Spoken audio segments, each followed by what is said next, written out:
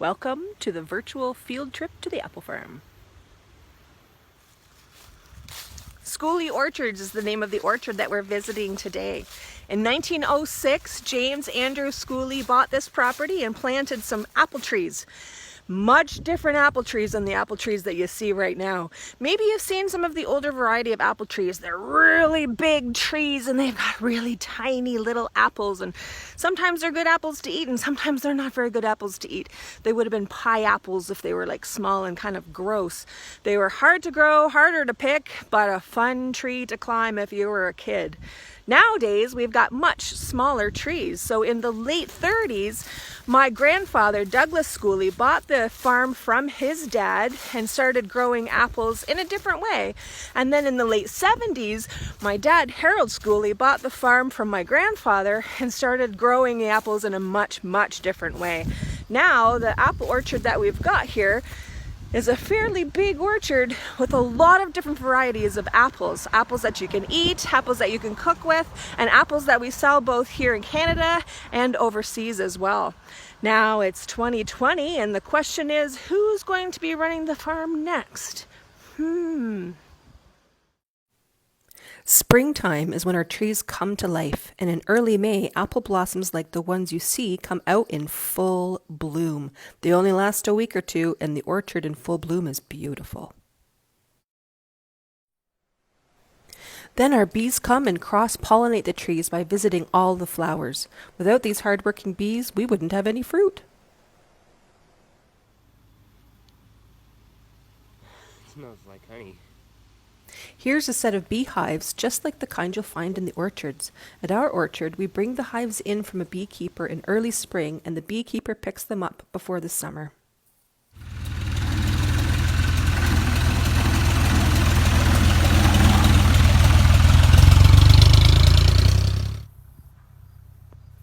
During our summer months, the trees are busy growing the apples. The sun and the warmth help the apples to grow big and red. Did you know that apples and roses are in the same plant family? Weird, eh? Hey, there's the farmer of the orchard. Let's follow him. Okay, the guys are up here. Here you see the workers picking apples in our empire trees. Our workers are from Jamaica, and some of them have been coming to our farm for over 40 years. Since these empire trees are so big, the workers need ladders to get to the top and pick the apples. When they're picking, they put the apples into a pick sack that they carry with them. Let's visit the farmer to learn more about the right way to pick an apple.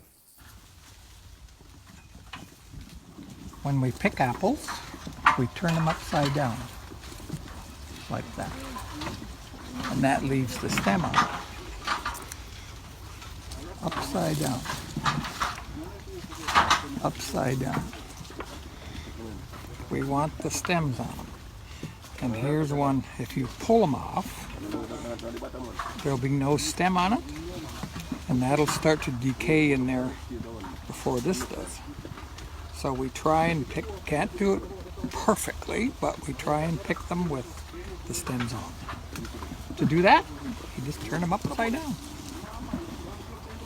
Nice. Here you see the worker emptying their pick sack into a bin. Charlie's gonna do it too. Gonna dump your sack, Charlie. Oh, okay.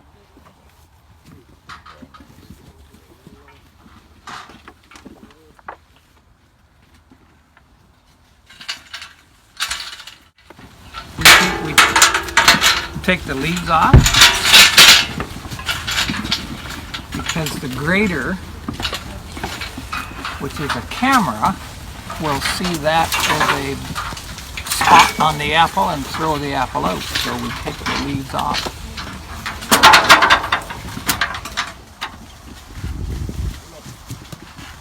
This is a normal finish for an apple on the tree. And what you do, Wow, that's a big difference. apples have a waxy coating on them. That's why we can't call them fat-free, even though there is so little wax that it's not going to fatten you up. We cannot claim that apples are fat-free. You're kidding. We cannot. but that's a normal finish. When we put them over the grater, they wash them. Yeah. Well, that takes some of that wax off. Right. And then if we were to send them to the supermarket like that, they would look pretty dull pretty quick, and they would start Yeah. to dehydrate or desiccate. So they put an edible wax back on. Oh. The same wax that you find in chocolate bars. Right, edible. Edible. That's right. No. Jennifer, how you doing? Watch how gently they put the apples into the bin. Did you know apples bruise easier than a peach? Oh, Jennifer. Hi, Boris, how are you?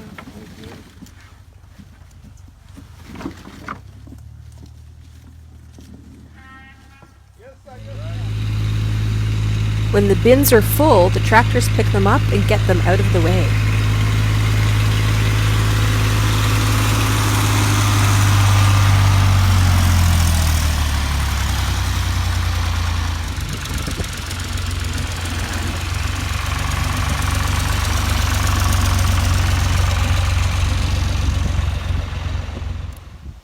Sometimes, if you're really lucky, you'll find an apple that they missed.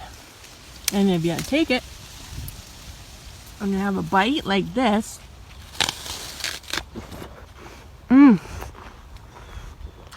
tree ripened fruit. That's the best.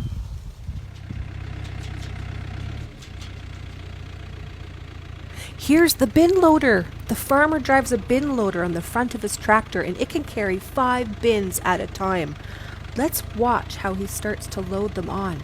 Watch how you see the front end of the bin loader goes under the first bin, and then it sort of carries up all of the rest of the bins as he pushes the tractor forward.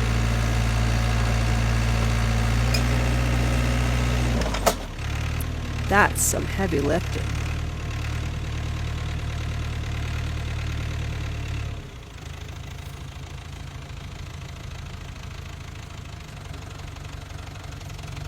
Now he drives the apples to go and put them on the truck.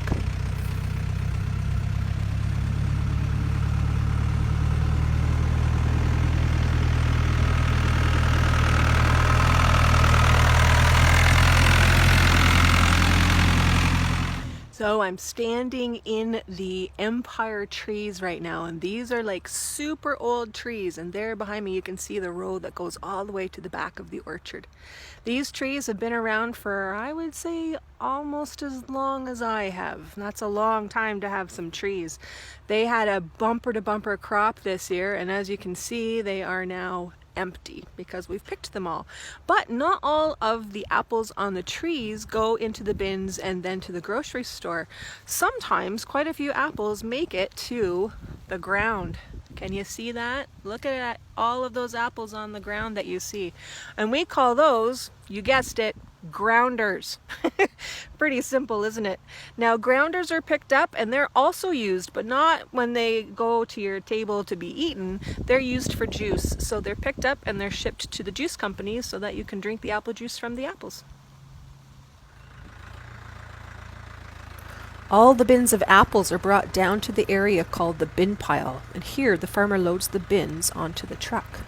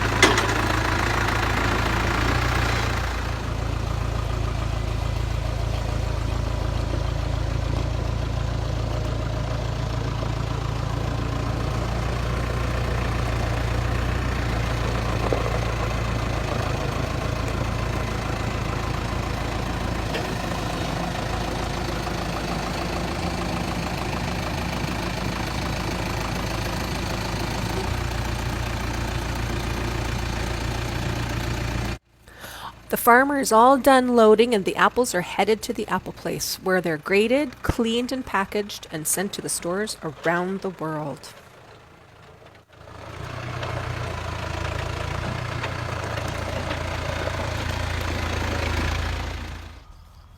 Harvest is usually done by the end of October and the trees go into hibernation mode so they can be ready to do this all over again next spring.